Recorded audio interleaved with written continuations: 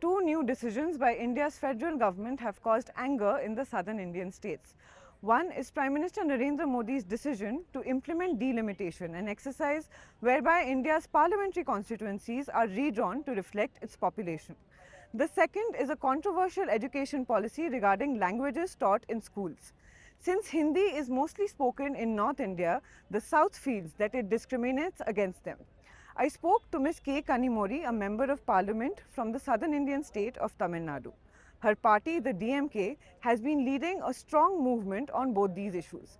I began by asking her about South India's concerns regarding delimitation.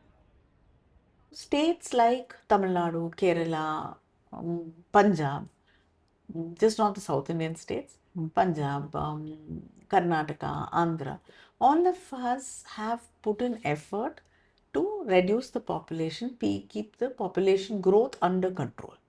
But some states, for example, like the Uttar Pradesh or Bihar, have not controlled population. Their population is still on the growth trajectory. Whereas our population growth is much less even compared to the national average. So states obviously with the lesser number of people, when you do the delimitation based on population, and that is the only way we can, as of today, that is the only way delimitation is done and allowed by the constitution. So we will be losing for performing well. So we want a better way, or we want to another freeze to be put for another 25 years. Some would say that there's a merit to this exercise. And why I'm saying this is, for example, in the northern state of Uttar Pradesh, as you mentioned, one member of parliament has about 3 million people in their constituency. In your state, for example, in Tamil Nadu, that would be somewhere between 1.5 million to 2 million.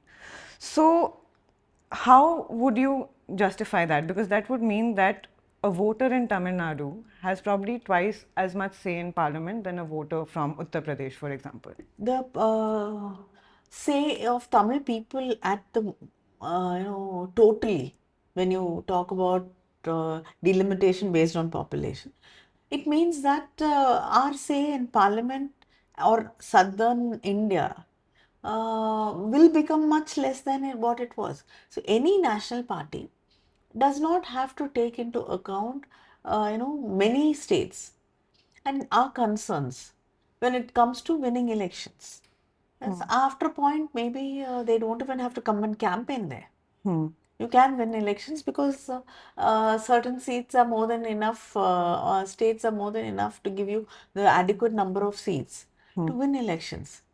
Let it be fair to everybody. Let us come up with a formula. Let us come up with some thought and idea where everybody feels comfortable with. At some point, the freeze has to end, right? At some point, the freeze on delimitation has to end. Maybe after another 25 years, then states which have a much bigger populations or are still on the growing trajectory, they will be able to control the population and there will be a balance.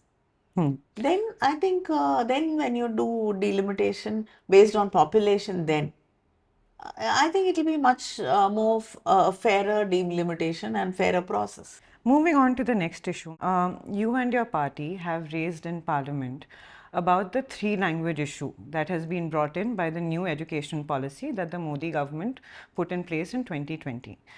As per the new education policy, it says that children in school should learn first their native mother tongue, English, and a regional language. So, to understand, I want to understand why your opposition to this. Today, when you look at the syllabus and what children, so how much stress the children go through with their, the subjects they have to learn every day. I don't think, it's going to help them in any way to learn another language which they're not used to. Nobody at home speaks, nobody around them speaks that language. And we don't know, what use that other language is going to be of. Moreover, it is always going to be Hindi or Sanskrit which is going to be forced on the child. Why is that? In Tamil Nadu, the union government runs Kendriya Vidyalaya schools, and not even in one school do they have a Tamil teaching staff, a permanent staff to teach Tamil language. Whereas they have English teachers, they have Hindi teachers, they have Sanskrit teachers.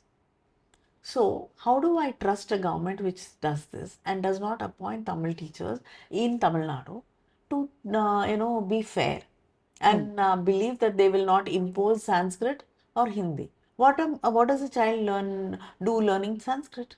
Hmm. How does it help them in future? Just giving what the government's version here, and they say that there is, I mean, Hindi and Sanskrit is not mentioned anywhere in the NEP, in the new Then why are education you policy. only teaching Hindi and Sanskrit in Kendriya Vidyalaya schools?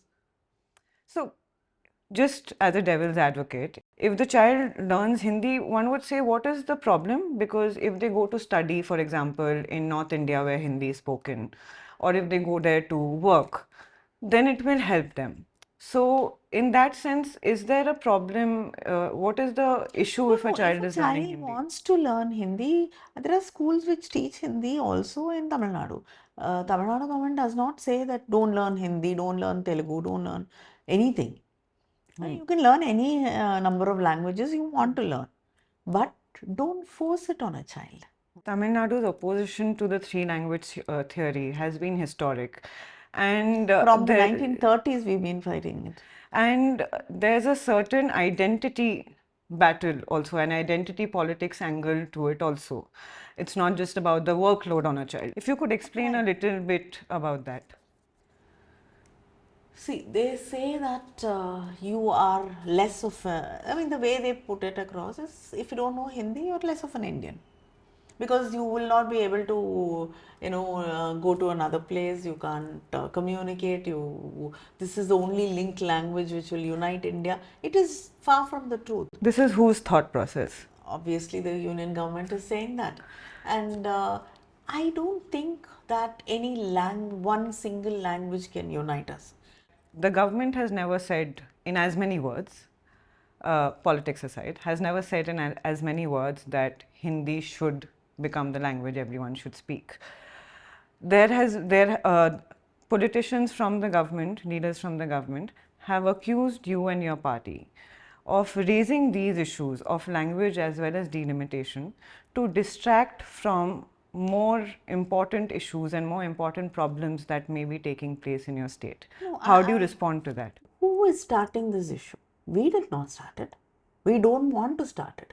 We are happy if you let us be as it is with our two language policy. So these are things which we believe in. So let us be. Let respect what we believed in, and if you let us run our schools the way we've been running it successfully, because our enrollment ratios are not, very good.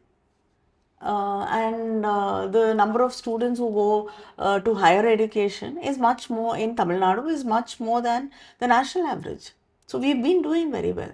So why are you forcing it on us? We did not start this policy. We do not want to get into that problem because we hope that it is over. We've been fighting this from the 1930s. We don't want to keep fighting. We want to think of other better things. We want to improve education, even more. So we have to fight for our rights, whether it is our language or our representation. Okay, Ms. Kanimori, thank you so much for speaking to the Thank BBC. Thank you.